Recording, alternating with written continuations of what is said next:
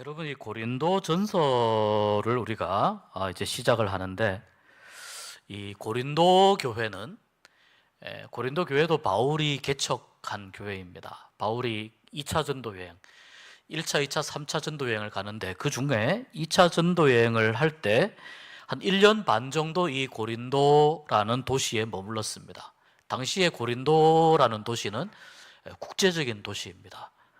굉장히 많은 무역이 왔다 갔다 하는 국제적인 도시인데, 거기서 1년 반 정도 머무르면서 고린도 교회를 개척을 했습니다.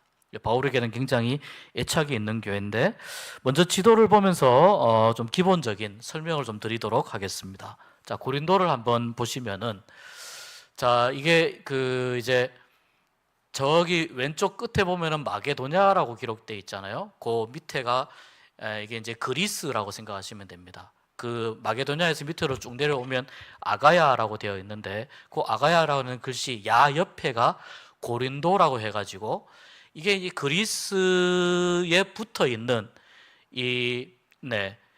펠로폰네소스 반도입니다. 여기가 펠로폰네소스 반도인데, 다시 좀 확장을 해주시면은 이 그리스와 오른쪽은 터키입니다. 지금의 터키.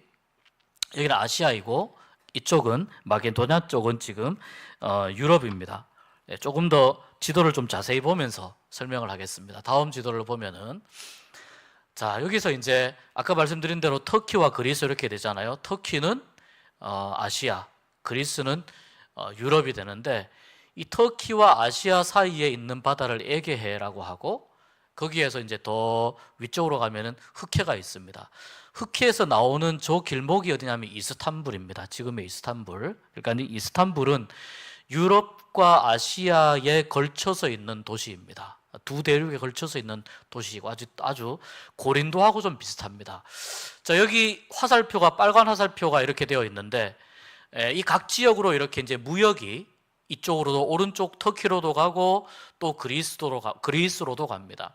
그리스 옆에 이오니아해를 건너면은 거기가 로마입니다. 이탈리아 로마. 이쪽으로도 많은 그 상품들이 이동을 하고 그렇게 했습니다. 원래 배가 어떻게 가느냐면은 저 빨간 선이 아니고 이 파란 점선을 따라서 배가 가야 됩니다. 파란 점선을 따라서 밑으로 쭉 내려와서 지중해로 한참 내려왔다가 요 펠로폰네소스 반도를 거쳐서 쭉 들어가야 되는데, 이 아까 말씀드린 대로 고린도도 이 그리스 본토와 펠로폰네소스를 잇는 그 중간 지점, 굉장히 잘록한 지점에 있기 때문에 여기를 어떻게 잘 운하를 뚫으면, 여기에서 운하를 뚫어서 연결을 하면 이렇게 파란 선으로 삥 돌아가는 이 항해 경로를 빨간 선으로 이렇게 왔다 갔다 하면 굉장히 거리가 가까워지지 않습니까? 그래서 굉장히 빨리 다닐 수 있겠다라고 해서 아주 고대에서부터 오래전부터 여기 요 지역이 고린도예요. 이 지역이, 이 고린도에 있는 요 아주 짧은 부분을 운하를 좀 뚫으면 좋겠다.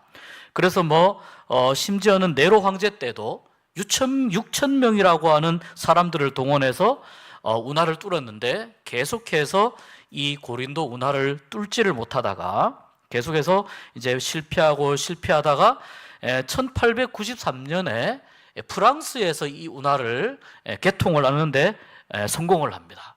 그래서 그때부터 고린도 운하가 이제 생겨서 이쪽으로 배들이 이쪽 터키 쪽에서 또 이 로마 쪽으로, 또 로마 쪽에서 터키 쪽으로, 심지어는 스페인 이쪽에까지 가는 배들도 이제 이 운하를 이용을 하게 되었습니다. 세계 3대 운하가 있죠. 수에즈 운하, 이집트에 있는 수에즈 운하, 파나마에 있는 파나마 운하, 그리고 우리가 방금 제가 말씀드린 고린도에 있는 이 고린도 운하, 이 세 가지가 세계 3대 운하인데, 운하의 모습을 잠깐 한번 보겠습니다. 자, 이게 보시면은 지금 가운데 이렇게 직선으로 쫙 되어 있잖아요. 이게 이제 본토에 붙어 있다가 여기가 오른쪽이 이 그리스 본토라고 보면, 왼쪽이 이제 요 사이가 다 고린도가 되는 거예요. 고린도 도시인데 저쪽 편에 항구가 다 있습니다. 이쪽 편 저쪽 편에 항구가 다 있는데 운하를 뚫어서 아주 쉬운 그런 이제 무역 항로를 개척을 하게 되었습니다. 근데 이제 운하가 굉장히 좁아요. 이게 폭이 뭐 한 20m 남짓되고 깊이가 8m 남짓. 근데 저 거리는, 이 운하의 길이는 한 6.4km 정도 됩니다. 상당히 긴 거리의 운하인데, 이게 오늘날에는 이 운하가 워낙 좁기 때문에 큰 배들은 많이 지나다니지 못하고, 오늘날은 뭐 크루즈들, 그 다음에 유람선들, 이런 배들이 주로 많이 다니는 그런 좀 관광 상품화 되어 있는 곳이라고 합니다. 배가 다니는 모습 한번 보도록 하겠습니다. 이렇게 이제 운하가 양쪽 깎아지른 절벽 사이를 이렇게 다니면서 이제 뭐 아무튼 뭐 요트라든지 뭐 크루즈선, 이런 배들이 이렇게 쭉 다니게 됩니다. 아까 말씀드린 대로 이 고린도 운하는 세계 3대 운하입니다. 3대 운하이고, 이 절벽이 굉장히 높습니다. 절벽이 굉장히 높은데 뭐 한 80m 이 정도 되는 아주 높은 이 절벽, 그래서 위에서 다리가 있는데, 다리에서 이제 번지 점프하는 그 여행 상품들이 있다고 합니다. 네, 번지 점프도 많이 하고 이렇게 되는데, 말씀드린 대로 고대 때부터 여기에 물길을 내면 좋겠다라고 했던 것이 결국은 1800년 후반대에 와서 겨우 성공이 되었고, 지금은 이렇게 이제 그 관광용으로 배들이 많이 다니는 그런 운하가 되었습니다. 이 고린도는 아주 오래 전부터 말씀드린 대로 무역의 요충지에 있었기 때문에 아주 오래 전부터 굉장히 발달했습니다. 그리고 이 바울 시대에는 아테네보다 더 큰 도시로 아주 발달했습니다. 당시에 그 그리스의 중심지라고 볼 수 있습니다. 로마 시대로 이렇게 넘어오면서 이 교통의 요충지구나라고 하는 것을 이제 율리우스 캐사르가 이것을 확인을 하면서 이 도시를 다시 개발을 하게 되고 다시 복구하게 됩니다. 그래서 이 아우구스투스 황제에 이르러서는 이 고린도가 요 지역이 아까 지도에서 본 대로 아가야 지방입니다. 이 아가야 지방의 수도가 됩니다. 고린도가. 그리고 여러분, 바울이 당시에 이 지역에 전도 여행을 다닐 때, 그때 고린도시의 인구가 몇 명이었느냐? 60만 명을 상회하는 정도로 굉장히 큰 도시였습니다. 당시에 60만 명이면 엄청난 큰 도시가 되는 것이죠. 상업 중심의 대도시로 발전하게 됩니다. 이러한 고린도가 갖고 있는 여러 가지 중요한 입지적인 요건들, 많은 사람들이 모여 있고, 여기 또 헬라 문화의 중심지이고, 이런 것들 때문에 바울은 이 고린도에 가서 교회를 건축하기를 원했고 교회를 개척하기를 원했습니다. 그래서 고린도 교회에 누구보다 많은 애정을 쏟았던 것이 이 바울의 마음이었습니다. 말씀드린 대로 이 당시에 고린도는 이 시대의 상업의 중심 도시입니다. 상업의 중심 도시여서 이 고린도 도시의 항구의 오른쪽에는, 고린도 도시의 오른쪽에는 겐그레아 항구가 있고 왼쪽으로는 레게움이라는 항구가 있습니다. 이 항구들을 중심으로 이탈리아, 스페인, 소아시아, 터키, 또 페니키아, 이집트, 이런 데서 온 많은 물건들이 여기를 거쳤다가 다음 지역으로 가게 되고, 또 그쪽에서 와서 여기를 거쳤다가 이쪽으로 가게 됩니다. 또 뿐만 아니라 이 고린도 도시는 문화적으로도 굉장히 발달했습니다. 물론 이 그리스의 가장 그 문화의 중심지는 아테네였습니다. 아테네만큼 문화와 교육의 중심지는 아니었지만, 그러나 고린도시가 워낙 큰 도시였기 때문에, 또 아가야 지방의 중심 도시였기 때문에 헬라 철학의 영향을 굉장히 많이 받았습니다. 또 더더군다나 이 당시에 그리스에서 섬기는 많은 그 신들이 있지 않습니까? 아폴로라든지 또 미의 여신 아프로디테 같은 이러한 이 당시 그리스가 섬기는 12개의 신전이 이 고린도에 세워질 만큼 이 고린도가 굉장히 중심되는 도시였습니다. 자, 그런데 이렇게 상업이 발달하고 도시가 거대화지고 도시가 점점 커지게 되면서 나타나는 현상이 있습니다. 도시가 커지면서 외부의 다양한 문화에 개방적이 되면서 점점 더 이 도시가 도덕적으로 부도덕한 풍습에 빠지게 됩니다. 특별히 이 고린도 전설을 쭉 읽어보면 고린도 교회도 심각하게 가지고 있던 문제 중에 하나인데, 이 고린도 도시 자체는 종교적인 특징과 상업적인 특징과 굉장히 자유로운 분위기 속에서 자연스럽게 성 문제가 굉장히 문란한 쪽으로 발달하기 시작했습니다. 아까 말씀드린 대로 종교적인 이유로도 그렇습니다. 한 예로 이 고린도 가장 높은 곳에 세워진 그 아크로 고린도에 세워진 이 아프로디테 신전, 미의 여신이죠. 이 아프로디테 신전에는 당시에 약 1000명이 넘는 여사제들이 있습니다. 1000명이 넘는 여사제들이 있는데, 이들은 사실 말이 여사제이지 사실은 이 모두 다 어떤 그 종교의 이름으로 성적인 그런 어떤 활동들을 하는, 쉽게 말해서 종교적인 창녀들이었다고 볼 수 있습니다. 얼마나 고린도가 당시에 성적으로 문란했느냐, 이런 말이 있습니다. 코린티아나이즈, 그러니까 고린도화하다, 이런 뜻이에요. 고린도화하다. 이 말은 무슨 뜻이냐면은 성적으로 부정한 일을 하다, 이런 말로 통용이 될 만큼 고린티아나이즈, 당신은 성적으로 부정한 일을 행하는 사람이군요 라고 이해할 만큼 이 고린도라고 하는 말 자체가 가지는 것이 일종의 그 환락의 도시였다고 생각할 수 있습니다.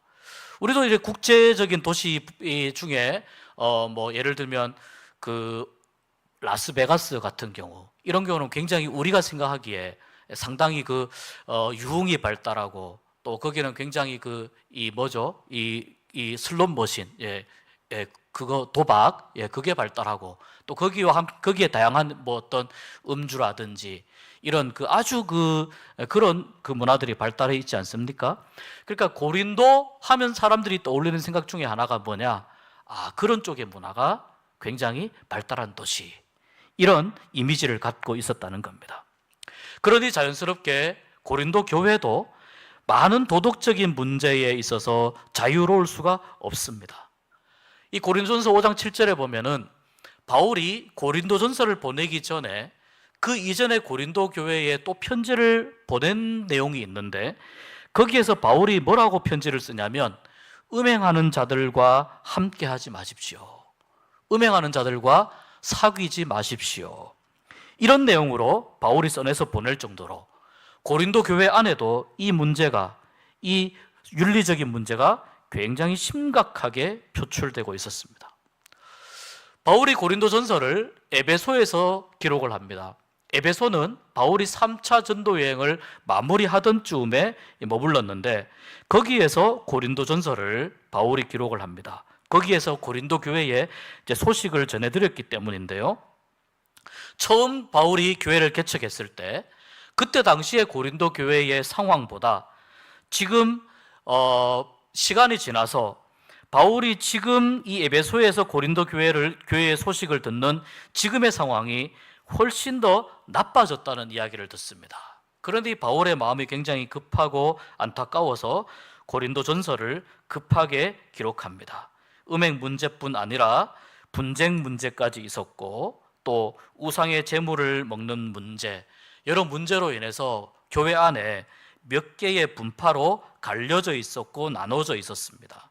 또 그런 와중에 다양한 은사를 받은 사람들이 나의 은사가 최고이다 이러면서 또 교회에서 자랑을 합니다. 또 예배가 매우 무질서하게 진행이 되었습니다. 예배가 무질서해졌다는 말은 교회의 영적인 수준이 형편없어졌다는 뜻입니다. 또 교리적으로도 부활에 관한 이 진리를 부인하는 그러한 잘못된 거짓 교사들의 가르침들이 교회를 또 어지럽히고 있었습니다. 자, 교회가 굉장히 아주 복합적으로 많은 문제가 생기게 되었는데, 그래서 급하게 바울이 이 고린도전서를 이제 기록을 하게 됩니다. 비록 이 고린도전서는 1세기 당시에 바울이 고린도 교회의 문제점들을 지적하면서 기록한 서신이지만, 이 고린도전서가 가지고 있는 여러 다양한, 바울이 언급하고 있는 다양한 문제들은 사실 이 기독교 2000년 역사 가운데에서 교회들이 끊임없이 맞닥뜨리고 싸워야 했던 그러한 중요한 주제들입니다. 그래서 우리가 고린도전서를 왜 읽어야 되느냐? 여전히 오늘날에도 이 고린도 교회의 교훈을 보면서 오늘날에도 우리가 어떻게 하면은 교회의 문제를 지혜롭게 잘 해결하고 또 어떻게 하면 교회를 건강하게 세워갈 수 있는지에 대한 아주 중요한 바울의 그 신앙의 지혜를 배울 수 있기 때문에 이 고린도전서를 읽는 것이 오늘날에도 매우 중요하고 필요하다고 볼 수 있습니다. 자, 그러한 의미에서 우리가 이제 고린도전서를 앞으로 좀 계속해서 읽어 나갔으면 좋겠습니다. 오늘 말씀 우리가 1절에서 17절까지 읽었습니다. 1절에서 17절까지 읽었는데요. 자, 1절부터 이 3절까지의 이 내용에 보면 이제 바울이 보통 편지 앞에는 항상 인사를 하게 되죠. 바울은 이렇게 고백을 해요. 하나님의 뜻을 따라서 예수 그리스도의 사도로 부름을 받았다. 바울은 누구의 뜻을 받았느냐? 하나님의 뜻을 따라서 예수 그리스도의 사도 아포스톨로스, 사도로 부름을 받았는데 이 사도는 누구냐? 우리가 일반적으로 사도하면은 예수님의 제자인 12제자를 생각을 합니다.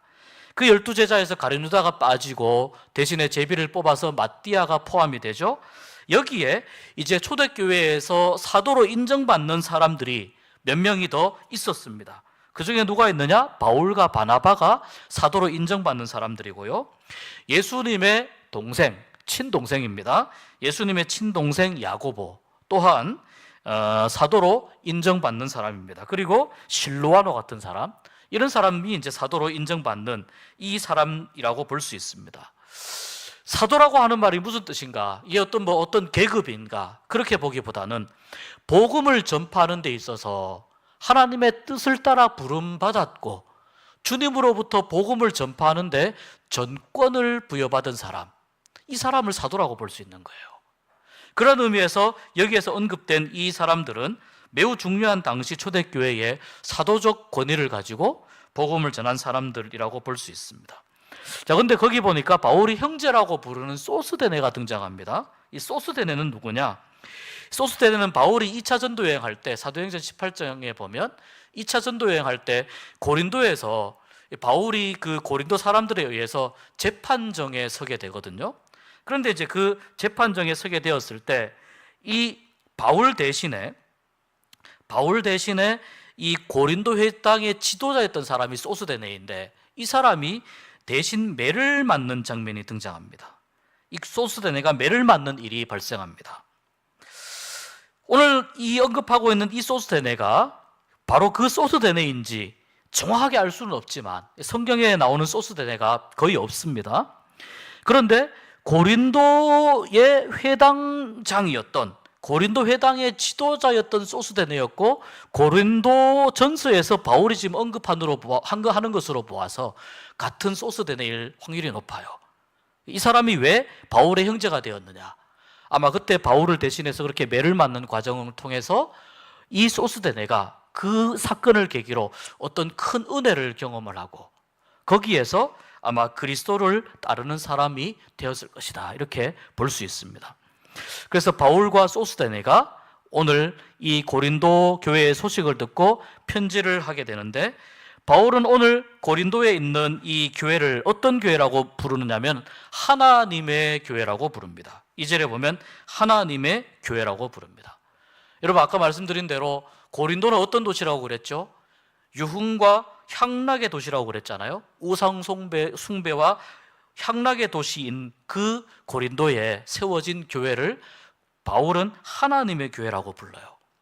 그 말은 아무리 척박한 곳이어도, 아니 오히려 더 척박하고 더 소돔과 고모라 같은 곳에, 그런 지역에, 그런 땅에 뭐가 필요하다는 겁니까? 그런데 바로 복음을 제대로 믿고 있는 하나님의 참된 교회가 필요하다는 거예요.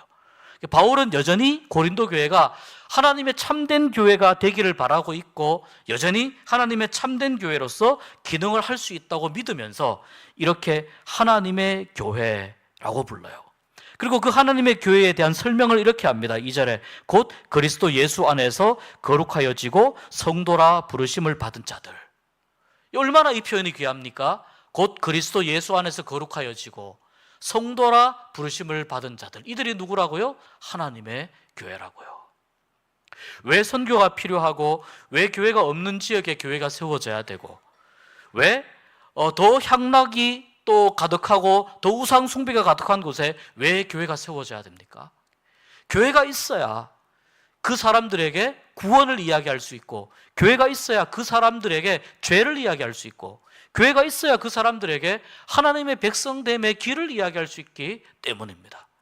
하나님은 어떤 지역에서든지 더 향락이 가득하고 더 우상 숭배가 가득한 그런 곳에 하나님은 더 하나님의 교회를 세우기를 원하신다는 겁니다. 이것이 교회가 그 지역에 존재해야 되는 중요한 목적이라고 볼 수 있습니다.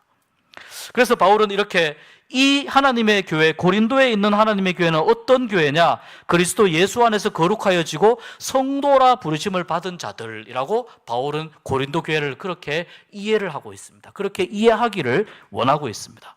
그리고 또 한 가지, 바울은 이 고린도 전서가 고린도 교회의 교인들만 이 편지를 읽기를 바란 것이 아닙니다.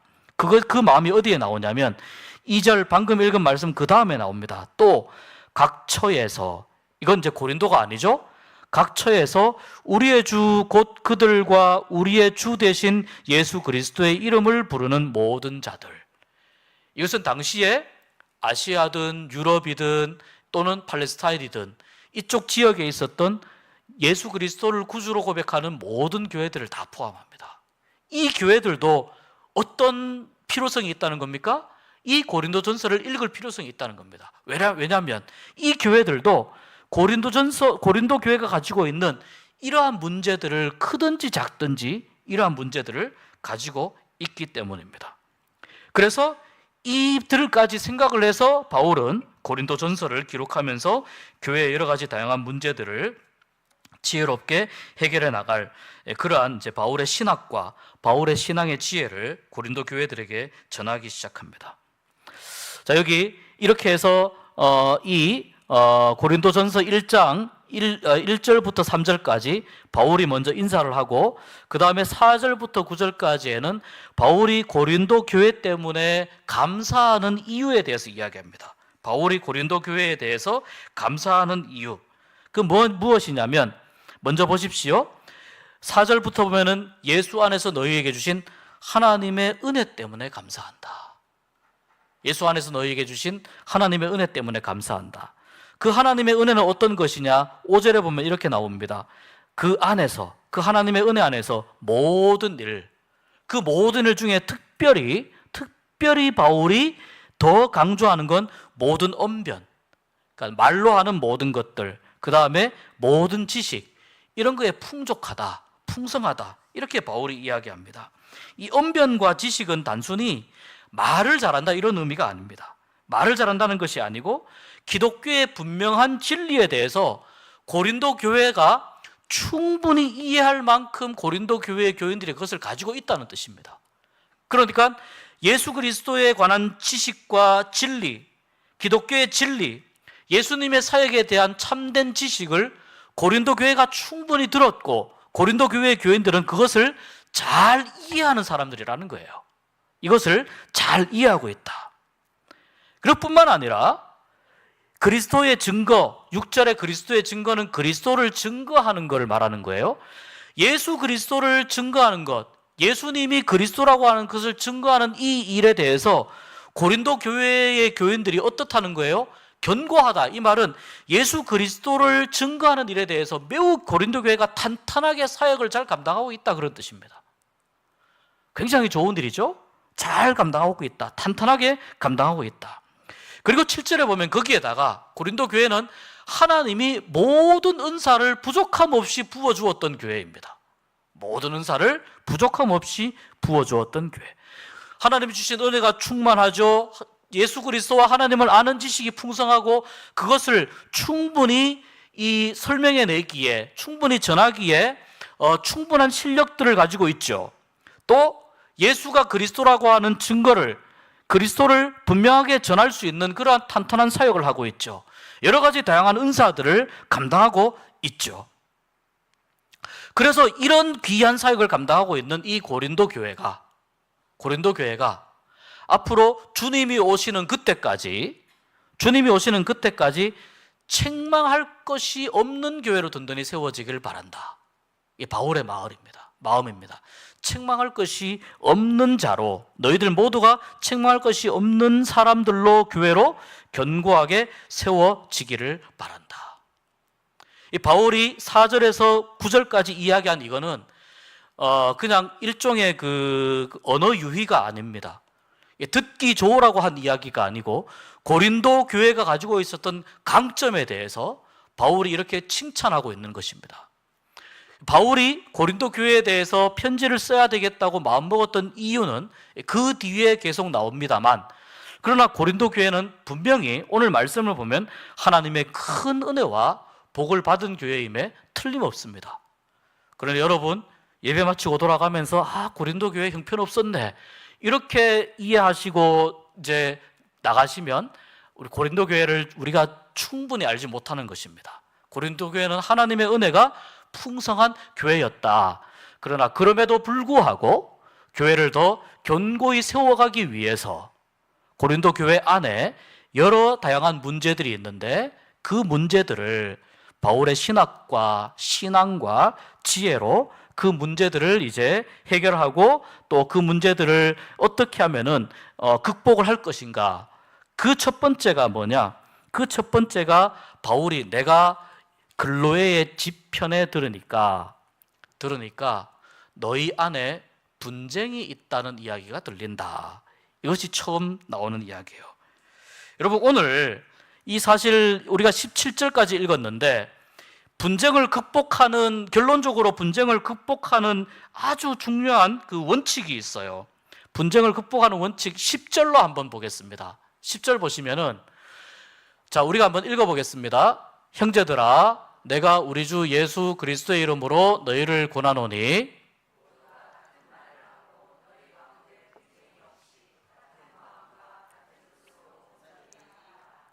자, 여기 보면 우리가 바울이 어떻게 하면 교회가 분쟁이 났을 때 분쟁을 극복할 수 있는지에 대한 방법, 원칙을 여기에서 제시합니다.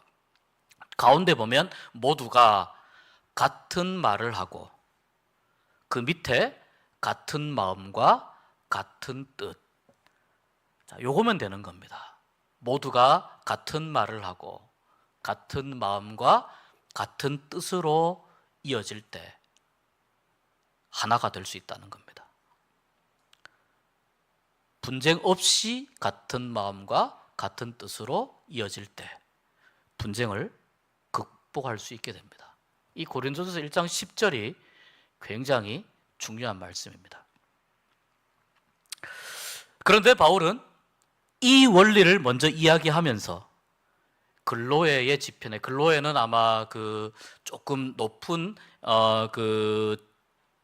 위치에 있는, 높은 신분에 있는 비교적 자유로운 여인이었던 것 같습니다. 예를 들면 베베 같은 사람, 이런 이제 그 사람이었던 것 같습니다.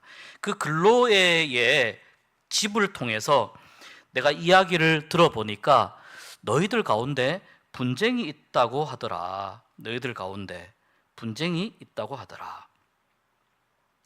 고린도 교회의 안에 보니까 각각 파벌을 만들고 파당을 짓고 자기의 견해만이 옳다고 주장하고 다른 사람들의 의견을 무시하는 아주 극단적인 말과 행동들이 있었다라는 것을 바울이 분쟁이 있다는 말로 듣고 표현을 하고 있습니다. 그 파벌을 보시기 바랍니다. 12절에 보면 나는 바울에게, 나는 아볼로에게, 나는 게바에게, 나는 그리스도에게.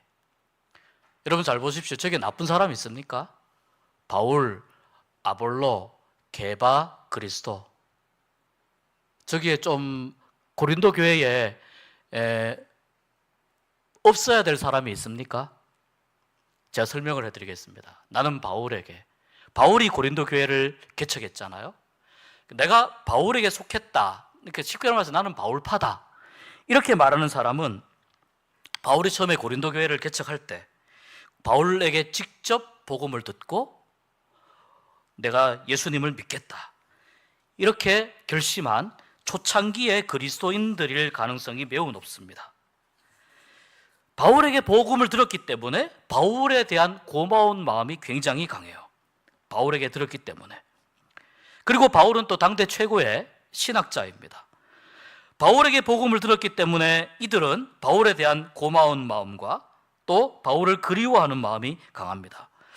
그런데 오늘 바울이 이 편지를 하면서 자기의 이름을 먼저 쓰고 있습니다. 바울이 이 편지를 하면서 자기 이름을 먼저 씁니다. 그 말은 무슨 뜻이냐면, 여러분 중에 혹시 지금 떠나 있는 나를 그리워하는 분들이 있더라도 여러분, 그것은 그냥 하나의 인간적인 그리움으로 남겨두는 것이 좋습니다.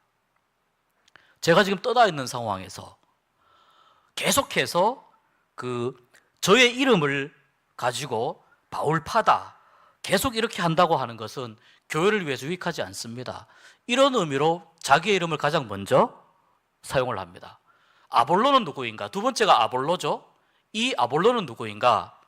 아볼로는 바울이 1년 6개월 정도 고린도 교회를 개척하고 목회한 다음에 바울이 떠나고 나서 그 다음에 고린도 교회에 온 지도자가 아볼로입니다.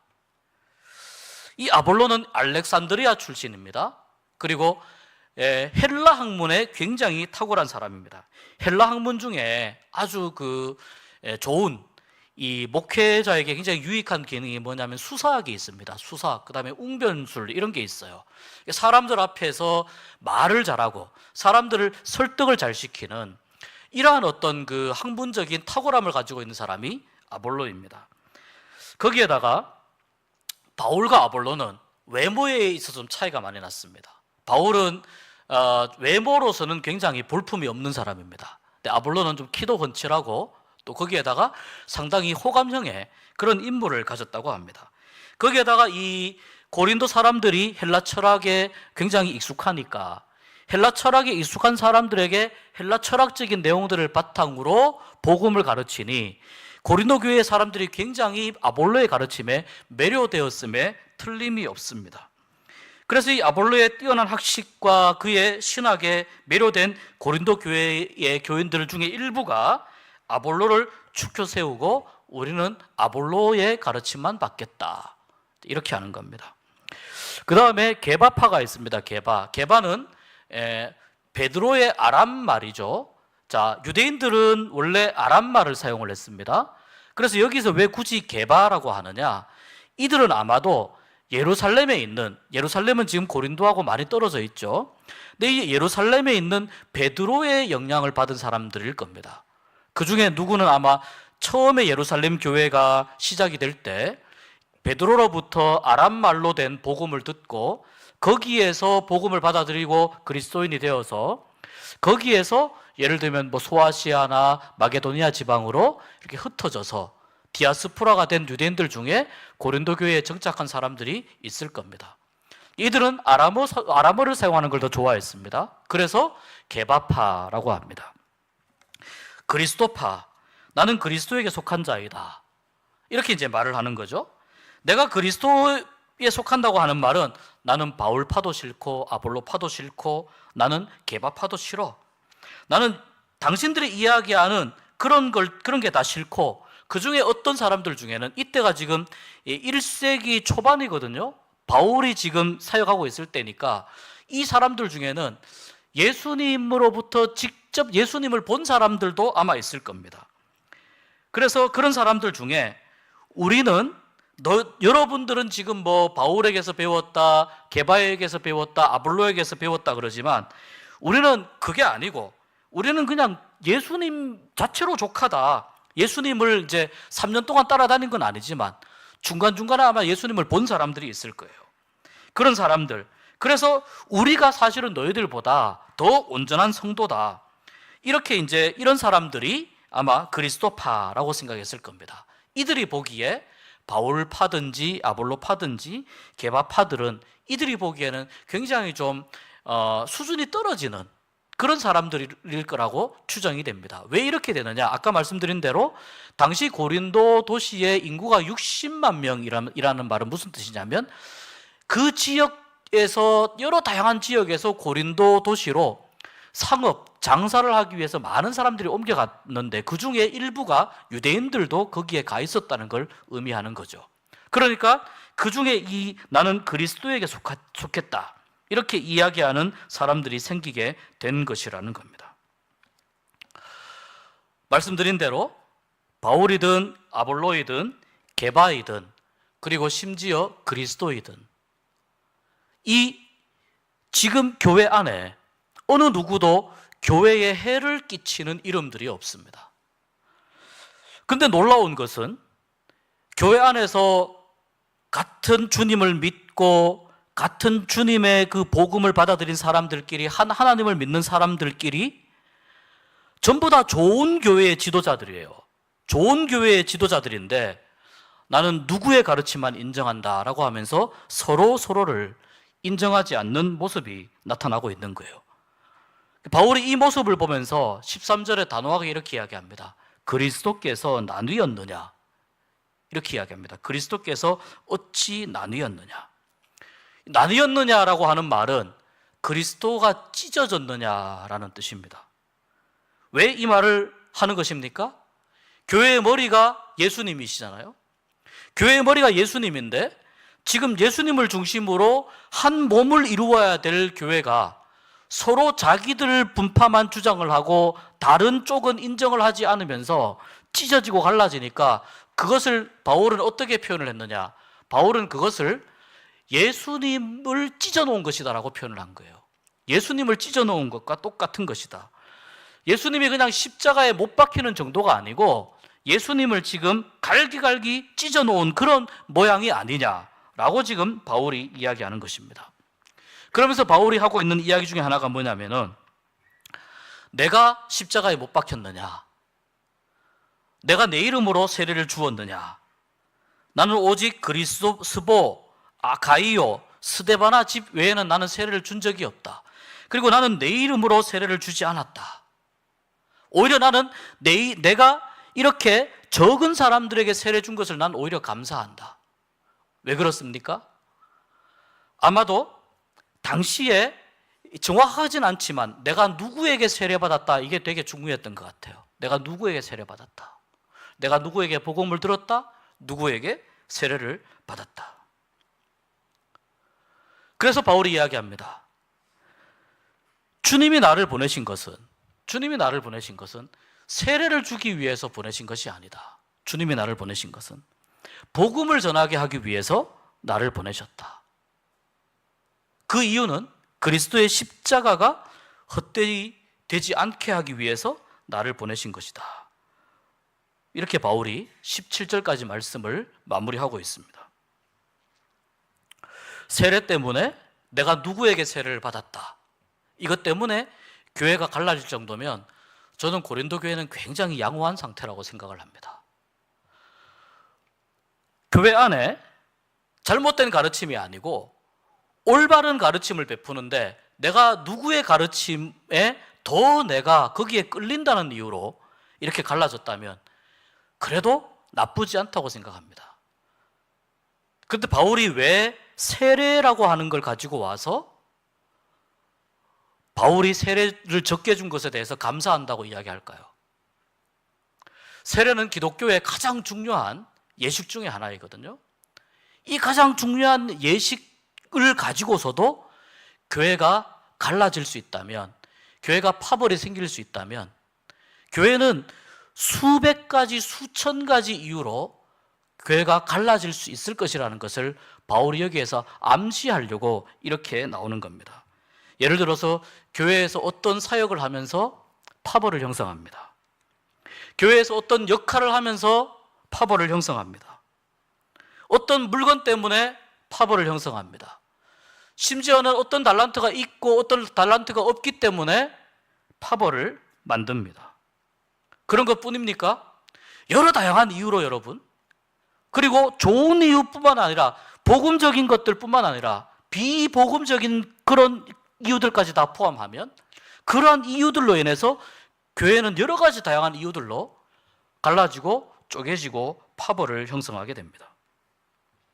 차라리 그렇다면 바울이 이렇게 이야기하는 거예요. 그렇다면 기독교에 있어서 가장 소중한 이 예식인 세례를 내가 적게 주더라도, 세례를 차라리 내가 적게 주더라도 교회가 하나 되는 것이 훨씬 더 중요합니다. 이것이 바울의 입장입니다. 내가 세례 만에 안 준 게 너무 다행입니다.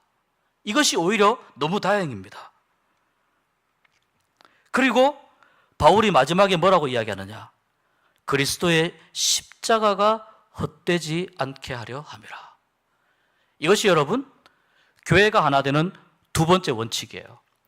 제가 첫 번째 원칙을 뭐라고 말씀드렸냐면 같은 말, 같은 마음, 같은 뜻을 가지는 거라고 말씀드렸어요. 두 번째 원칙은 뭐냐면 그리스도의 십자가가 헛되지 않게 되는 것이에요. 그리스도의 십자가가.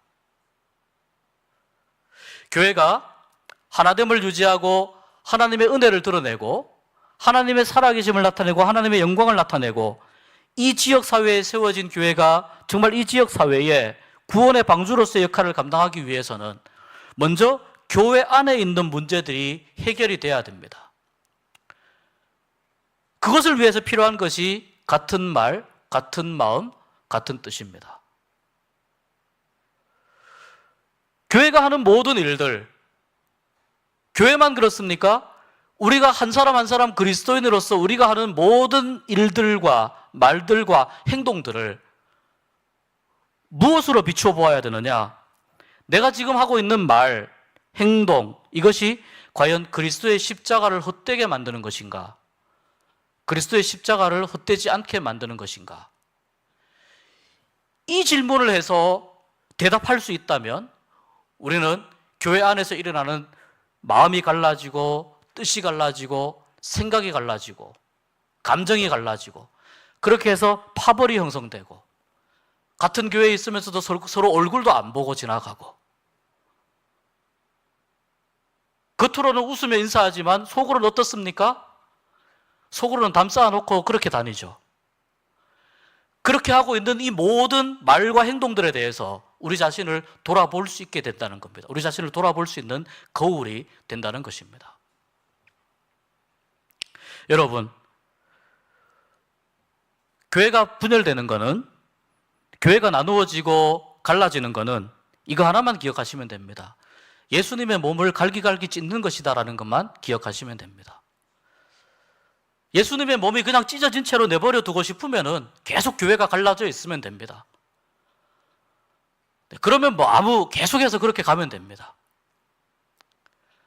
과연 그런 교회가 교회로서 과연 계속해서 생명력을 유지할 수 있겠습니까? 언젠가는 여러분 그 갈라짐에 비참한 끝이 찾아옵니다. 언젠가는 이 분열과 이 파벌과 서로를 향한 그 심각한 증오와 미움이 하나님께서 언젠가는 정리할 때가 오게 된다는 거예요. 바울이 오늘 고린도 교회를 보면서 그것을 보고 있는 거예요. 교회가 계속 이러면 아까 말씀드렸잖아요. 하나님이 고린도 교회에 부어주신 은혜가 차고 넘치는 은혜예요. 가득 차 넘치는 은혜예요. 수많은 성령의 은사들을 가득 차고 넘치는 은혜로 고린도 교회가 받았어요. 근데 바울이 가장 먼저 심각하게 하고 있는 문제가 뭡니까? 파벌 싸움입니다. 교회의 갈라짐. 교회의 갈라짐. 우리가 오늘 이 고린도전서 1장 1절에서 17절을 읽으면서 다시 한번 우리 자신의 믿음과 또 우리 교회를 한번 돌아보는 시간이 되었으면 좋겠습니다. 우리 교회가 다시 하나 되는 은혜가 있었으면 좋겠습니다. 같은 말, 같은 마음, 같은 뜻. 복음의 정신이면 가능하지 않겠습니까? 복음의 정신이면 가능합니다. 예수님의 십자가를 헛되게 만드느냐, 예수님의 십자가를 가치 있게 만들어가는 교회이냐, 주님의 복음이면 가능합니다. 그것 말고는 해결할 방법이 없어요. 그것을 이루어내기 위해서 무엇을 해야 되겠습니까? 기도해야 되는 거죠. 그것을 이루어내기 위해서. 제가 요즘 계속 생각해 봅니다. 누구를 위해서 기도하는가 계속 생각해 봅니다. 누구를 위해서 기도하는가? 누구를 위해서 종은 울리나? 계속해서 생각해 봅니다. 여러분, 기도는 철저하게 기도하는 그분에게 하나님이 기도한 만큼의 은혜를 채워주세요. 기도한 만큼의 은혜를 채워주세요.